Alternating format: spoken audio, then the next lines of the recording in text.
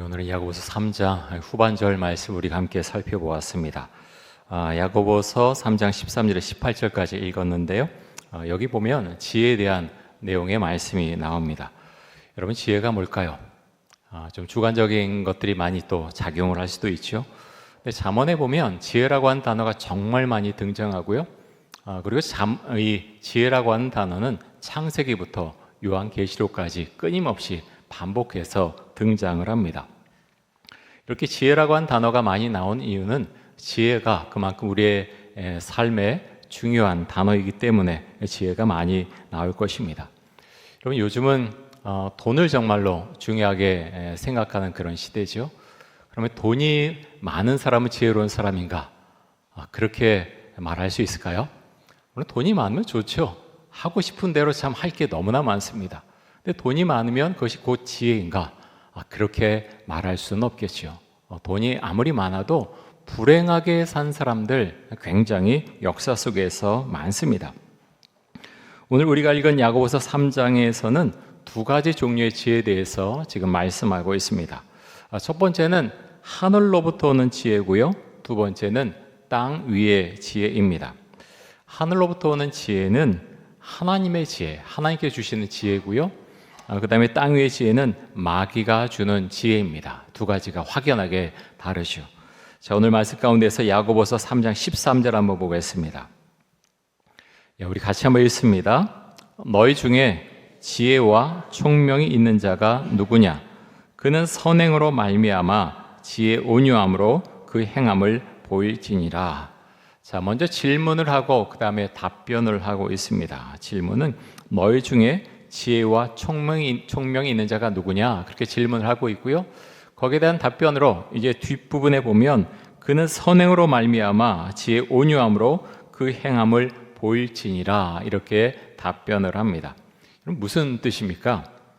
말이 아니라, 물론 말도 중요하죠. 하지만 말보다 선한 행동으로 너의 지혜와 총명을 보여라, 이렇게 지금 말씀하고 있는 것입니다. 성경은 선한 행동을 하는 것이 지혜로운 사람의 모습이다라고 말씀하고 있습니다. 예수님께서 이렇게 말씀을 하셨는데요. 자, 산상순 말씀 가운데서 마태복음 5장 16절 말씀입니다. 이렇게 말씀합니다. 우리 같이 한번 읽습니다. 이같이 너희 빛이 사람 앞에 비치게 하여 그들로 너희 착한 행실을 보고 하늘에 계신 너희 아버지께 영광을 돌리게 하라. 자, 하나님을 믿는 사람, 예수를 믿는 사람이라면 착한 행실을 보여야 된다라고 말씀하고 있고요. 그렇게 했을 때 하나님께서 영광을 받으실 것이다. 예수님께서 이렇게 말씀을 하셨습니다. 여러분, 어떻습니까? 세상에서는 그렇게들 많이 이야기하는 것 같아요. 착하면 손해본다. 착하면 업신여김을 받는다. 그런 이야기 참 많이 하지 않습니까? 근데 성경은 선한 행동을 할 때 하나님께서 영광을 받으신다라고 말씀합니다. 여러분, 세상의 그런 말들에 우리가 따라하는 것이 아니라 하나님의 말씀을 우리가 따라가고 그 가운데서 정말 은혜의 삶을 우리가 살아갈 수 있기를 축복합니다. 자, 유진 피터스 목사님께서 번역하신 메시지 성경에는 야고보서 3장 13절 이렇게 번역을 했습니다. 제가 읽습니다. 지혜롭다는 평가를 듣고 싶습니까? 지혜롭다는 평판을 쌓고 싶습니까? 여기 여러분이 할 일이 있습니다. 제대로 살고 지혜롭게 살고 겸손하게 사십시오. 중요한 것은 여러분이 말하는 방식이 아니라 사는 방식입니다. 아주 멋지게 그렇게 의역을 하지 않으셨습니까? 정말 잘하셨는데요.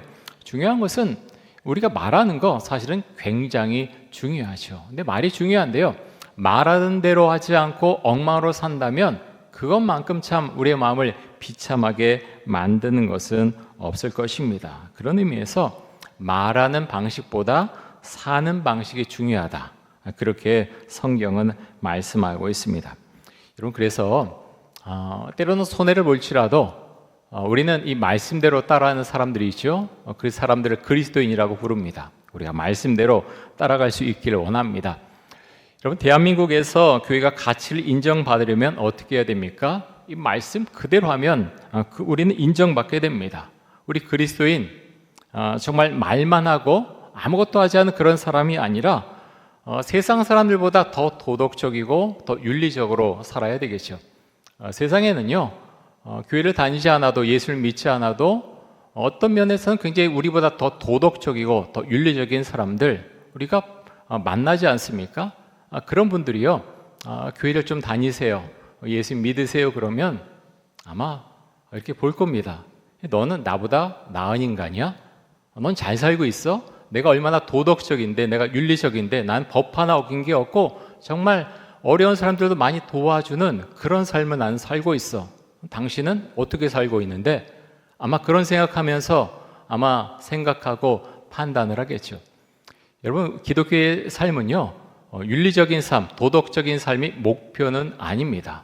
잘못하면 우리가 윤리적인, 도덕적인 잣대로 사람들을 평가하고 정죄할 수 있어요. 교회 오지만 저 사람 저 인간이야, 옛날에 저렇게 살았어, 그렇게 생각하고 정죄하고 그렇게 누를 수 있다는 거예요. 그런데 기독교는 그것을 넘어서는 것이죠. 그렇기 때문에 예수님께 우리를 그토록 사랑해 주셨고 십자가에서 못 박혀 죽으신 것입니다. 그런데 여러분, 우리는요, 산상수훈만 봐도 알 수가 있죠. 그 산상수훈 말씀 우리가 어떻게 다 그것을 지켜나갈 수가 있습니까? 엄청난 말씀이거든요. 근데 여러분, 정말 교회에 다니지 않는 분들, 그런 분들이 사는 것보다 우리가 더 윤리적이고 도덕적으로 살 수 있길 원합니다. 왜 그러냐? 그것이 바른 삶이기도 하면서 그렇게 할 때 우리가 전도할 수 있기 때문에 그렇습니다. 교회가 어떻게 하면 이 사회 가운데서 인정을 받을 수 있습니까? 어떤 단체보다 더 윤리적이고 도덕적인 모습을 교회가 보여줘야 된다라는 것입니다. 그렇게 할 때 대한민국 사회에서 교회는 가치를 인정받게 될 것입니다. 자, 야고보서 3장 14절부터는 땅의 지혜에 대해서 말씀하고 있는데요. 한번 보겠습니다. 야고보서 3장 14절부터 16절까지입니다.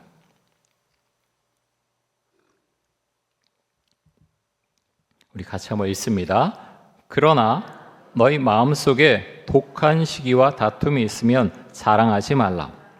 진리를 거슬러 거짓말하지 말라.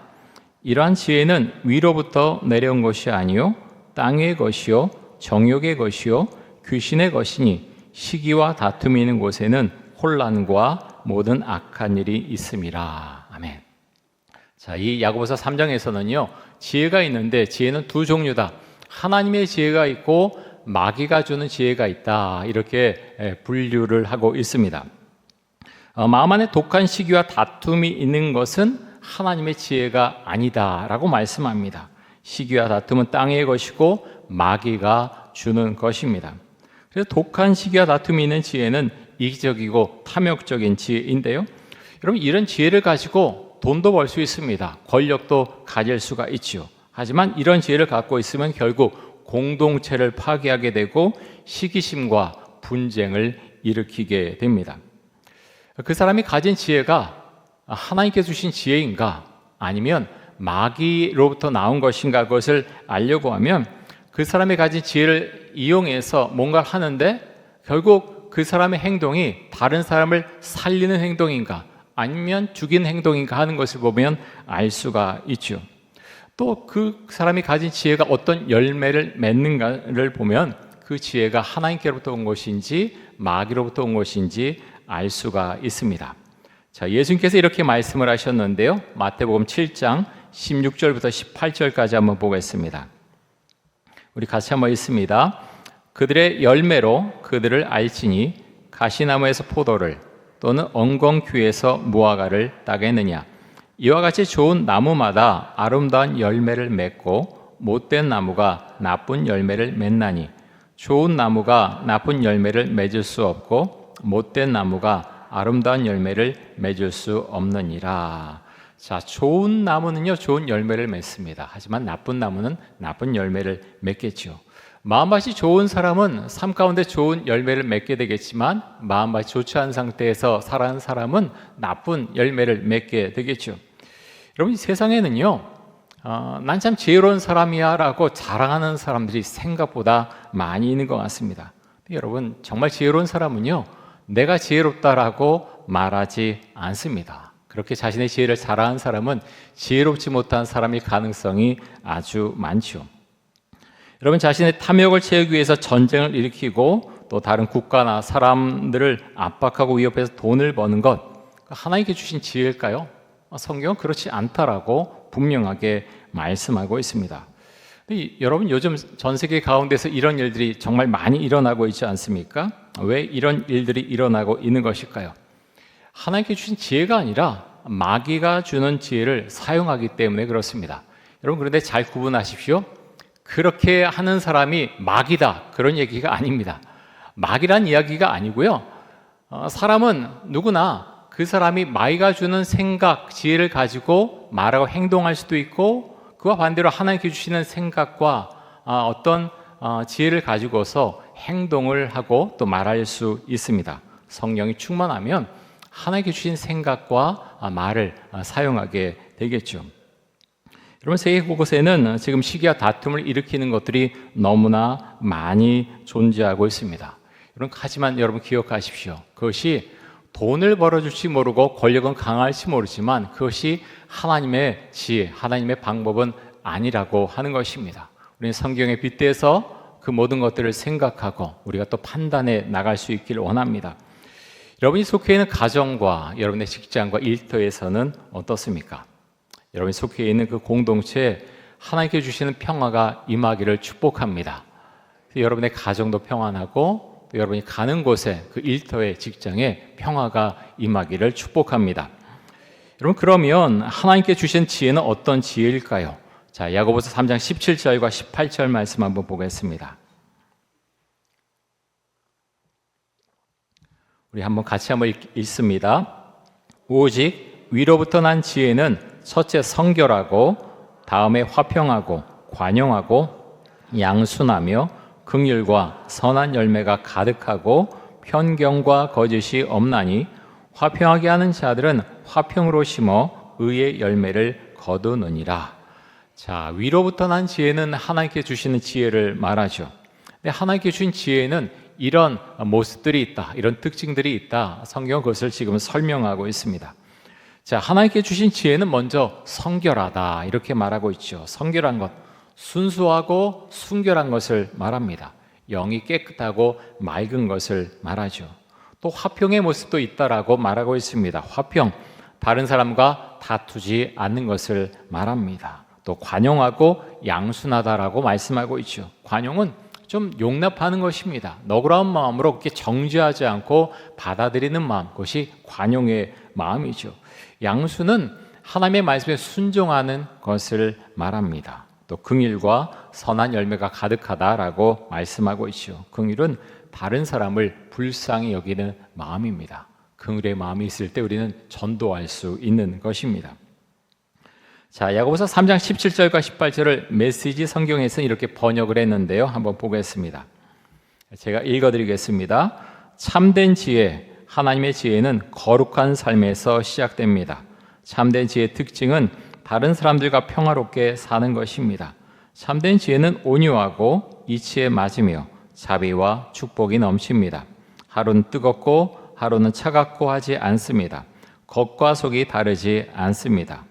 여러분이 서로 평화롭게 지내고 품위와 예를 갖춰 서로를 대하려고 노력한다면 여러분은 하나님과 바른 관계를 맺고 사는 건강하고 튼튼한 공동체를 세우고 그 열매 또한 맛보게 될 것입니다. 자, 유진 피터슨 목사님이 참 정확하게 의역을 하셨습니다. 여러분 하나님께 주신 지혜는요, 내가 하나님의 지혜가 있다라고 하면서 다른 사람과 늘 다투고 갈등 일으킨다. 그것은 좀 아니라는 거예요. 하나님은 그렇게 말씀하지 않으십니다. 하나님께서 주신 지혜를 가진 사람들은 서로에게 품위와 예의를 가져서 대하고 또 그런 사람들이 모여서 건강하고 튼튼한 공동체를 이루게 된다라고 말씀하고 있습니다. 우리가 그런 사람이기를 정말 원하고요. 또 우리 이선욱의 공동체가 그런 공동체가 되기를 축복합니다. 하나님의 지혜는 우리가 사용하는 말과 행동에도 깊이 연관이 되어 있는데요.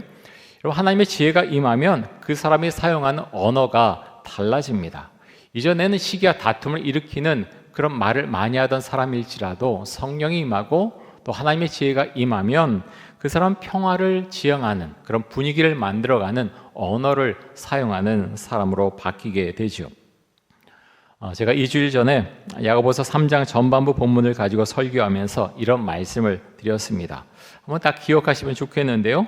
생각이 말이 되고, 말이 행동이 되고, 행동이 습관이 되고, 습관이 인격이 되고, 인격이 인생이 된다. 이건 굉장히 중요합니다. 우리가 좀 기억하면 좋겠습니다. 우리가 생각하는 것이 결국 말이 되고요, 말이 행동이 되고, 행동이 습관이 되고, 습관이 또 내 인격이 되고, 그 인격이 결국 내 인생이 되는 것이죠. 여러분, 그렇습니다. 내가 누군가를 시기하고 질투해서 누구나 화가 날 때가 있지 않습니까? 그래서 막 그 폭언을 정말 거칠게 말을 할 때 그 말을 가장 먼저 듣는 사람은 누굽니까? 바로 나겠죠.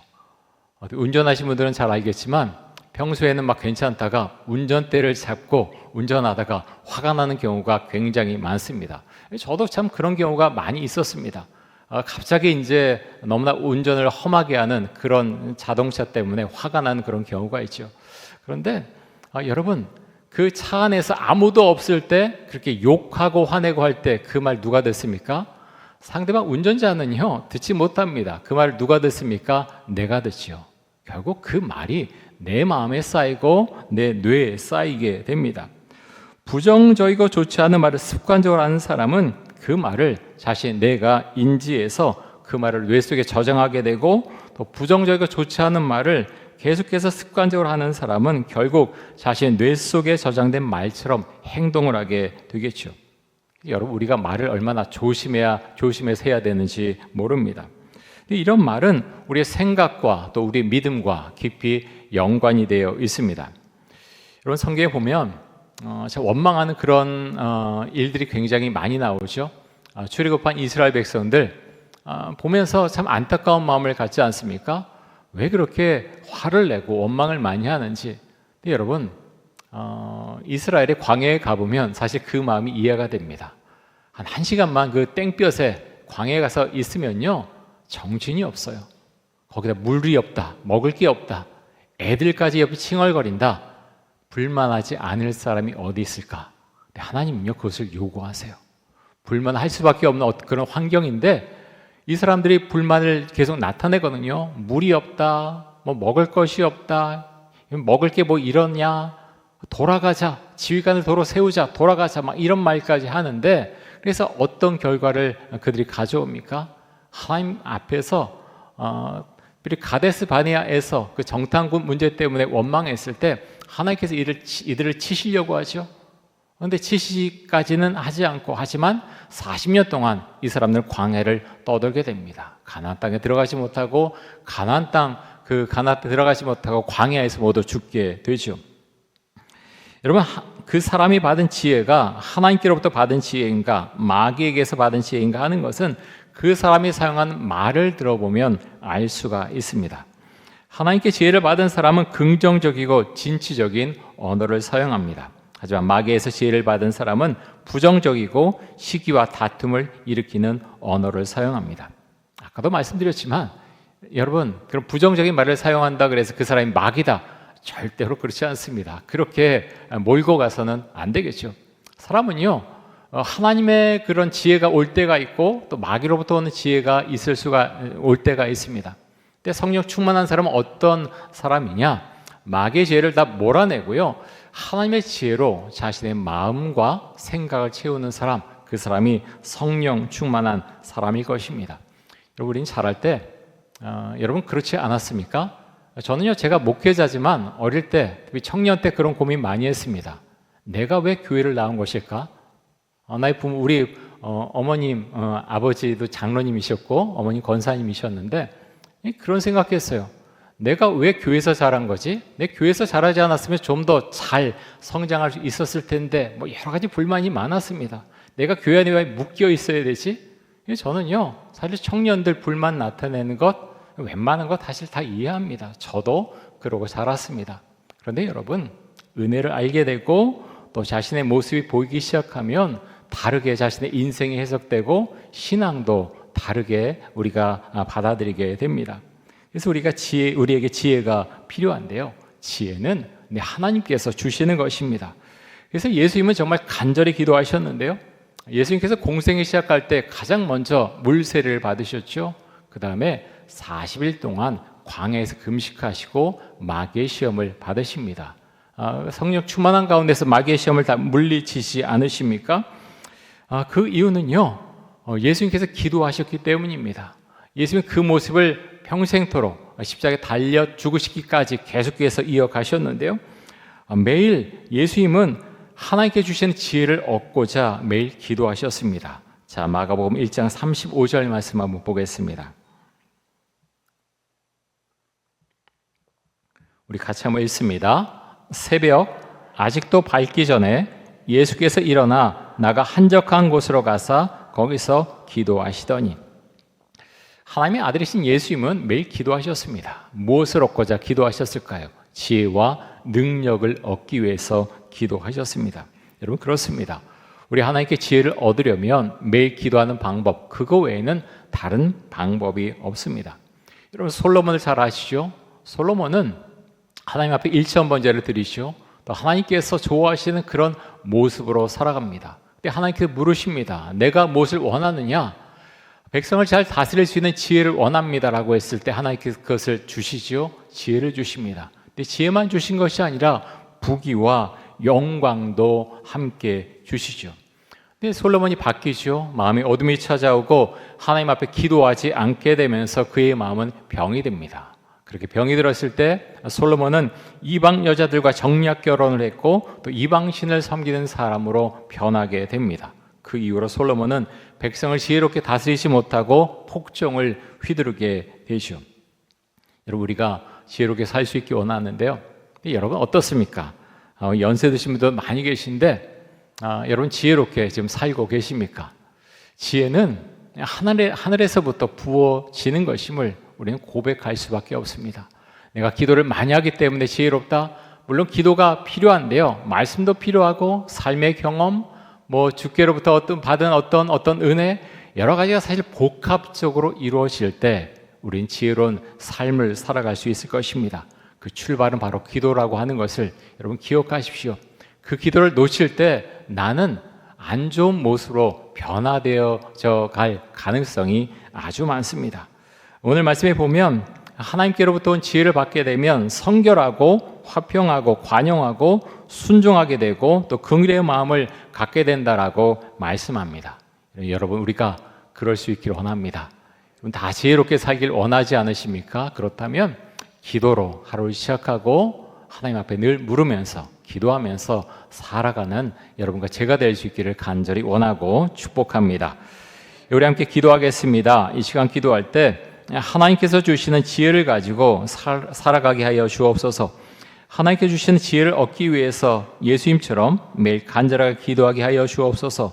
성결하고 화평하고 관용하며 순종하며 긍휼을 베푸는 삶을 살게 하여 주옵소서.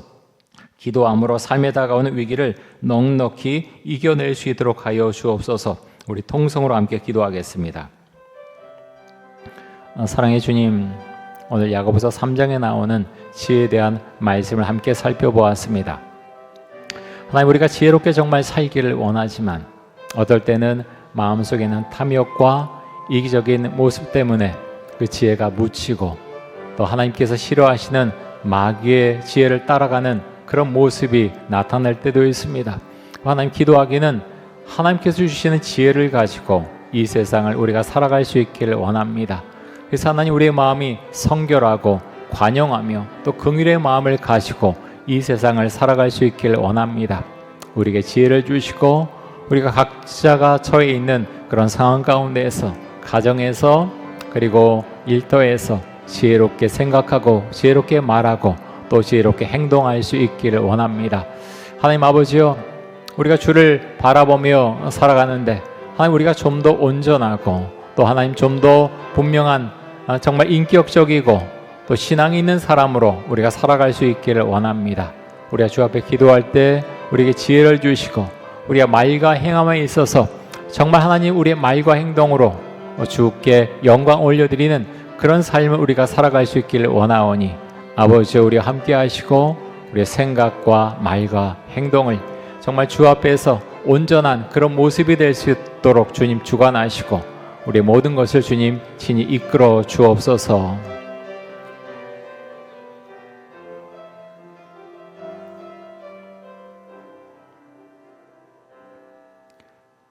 하나님 감사합니다.